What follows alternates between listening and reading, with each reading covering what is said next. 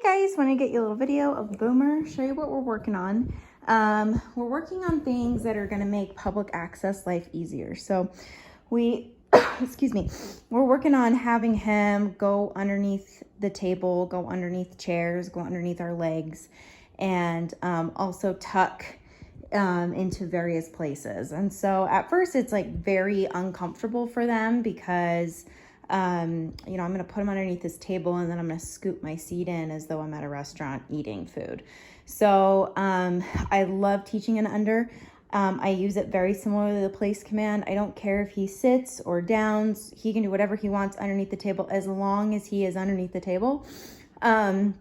Sometimes it's more functional for them to lay down, so they choose to lay down. They're going to be there for a while. Other times with a big dog, it's better just to sit. It's easier to tuck in. He's taking up less room. So what I do is I go up to my chair, Boomer, under, and I guide him under. Good boy. And then I sit down and I reward him. He's like, this is very weird. Good job. Good boy. And then I just kind of tuck in. Sorry, the camera works hard here by myself, but I tuck in so he gets used to that. I also like practice moving other chairs around. This is something that, we'll practice just at dinner time. Sometimes we'll practice place. Sometimes we'll practice this, because it's hard. He's tucked in a corner. He feels vulnerable.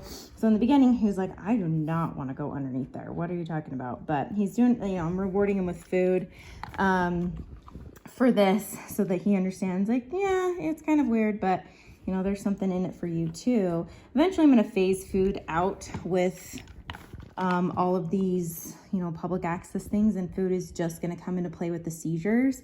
But where we're at right now with teaching new concepts to him, good job, buddy, is I want him to understand, like, it's a positive. I know it's weird and uncomfortable, but there's a positive.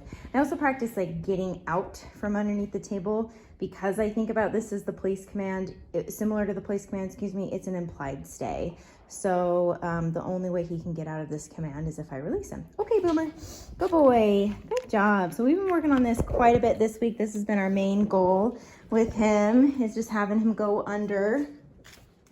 Good boy, Boomer, under. Good boy. Good. And like I said, I don't care if he sits, downs, whatever. He just has to stay underneath there. Good job. Okay. That's so good. Yeah, you did it. Okay. Another thing I'm working on with him is just having him tuck into various locations. So, I'll give you an example.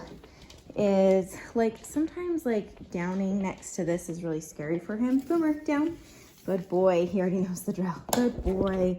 And he feels like there's a drop off there, so I'm having him down and tuck into different locations, because public access wise, like say this is like I'm checking out at Costa Vida for my food, I'm going to face the cash register here, and I want him here so I can see him, see where his tail is at. Now, in very crowded places, like people are just unaware, so I try my best to, out of sight, out of mind. But every once in a while, like somebody may bump him, so I'm also practicing just like touching his butt, which makes him feel vulnerable. Okay, Boomer, good boy, good job. And then we just reward. He's like, I'm so happy that's done. Yes, come on, bud. And so, there's various things that I'm gonna kind of put a little bit more pressure on him to do as as he ages and gets older. And I want to make sure that I'm incorporating my food. Like I said, we're gonna phase food out, and it's only gonna be for seizures. But for right now, just where it's super uncomfortable for him. Come on, Booms. Good boy. Boomer, down. Good. This is so much better. Like 2 days ago, he wouldn't even come. He's always kind of avoided this area as he walks. Like he would kind of walk this way around. And so, when I see things like that, I'm going to really work on, but sometimes you have to tuck into those weird places. Good job, buddy. Good boy. Okay. Yeah. Good job, Boomer. Yeah, so those are some things that we're adding as far as obedience stuff goes. As far as the seizure work, I'll get you guys a video. We're doing similar stuff that what you're doing at home, but now we're adding a little bit of distance. So instead of me just being right here with him, you know, showing him where to bark, I'm having him be a little bit away from me. Then I'm, you know, having a seizure, if you will, and then he needs to run to me and bark. So we're just starting with a little bit of distance with that, excuse me, building that up, because I want that to be like he sees that from across the room, or, you know, what have you. You know, he sees that, you know, in Peyton's bedroom, like when he's in his crate, you know, I want him to be able to see it from a distance, recognize that's what's going on.